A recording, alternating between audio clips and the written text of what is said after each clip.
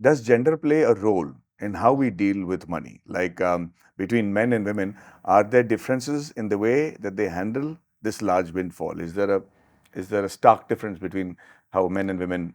There is, in fact, a stark difference in, and I think some people like to say that we should not talk about these things because we should not stereotype genders. But to be honest, in a country like India, when I see clients and family businesses and families, the men who are focused on even increasing their business will take a lot of risks. They'll take bank loans to set up a plant, to do something big.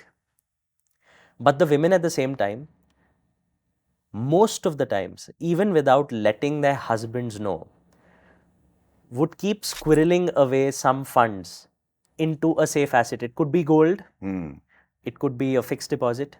And I remember this one client of mine, his wife told him 20 years ago, 25 years ago, she could see that he's really interested in and he's really fascinated by cars. So she would say, every time you decide to buy a car, you'll have to get me gold of an equivalent value. Only then can you buy the car. Good one. Yeah. And he luckily happened to agree. One, it kept his expense in check because he knew he had to spend double I know. than the value of the car. And he can't take loan to buy gold jewelry, right? So he would have to build those savings. At the same time, car being a depreciable asset, of course, he changed it 3-4 times over that period. And the wife has made enough gold, and you know what's happening of gold prices right now.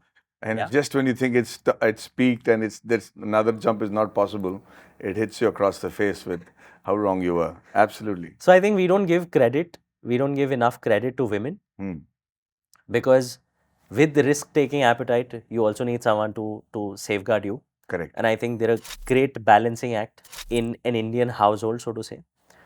But in the same breath, I would also tell you that women are also more prone to being conned because someone will talk them into saying, you're not understanding this and this is great. And at some point, she'll give other people in the family the benefit of the doubt. Correct. To say, okay, they're thinking of our benefit and the family's benefit. Correct. And a lot of times people outside of the family who end up taking that money away.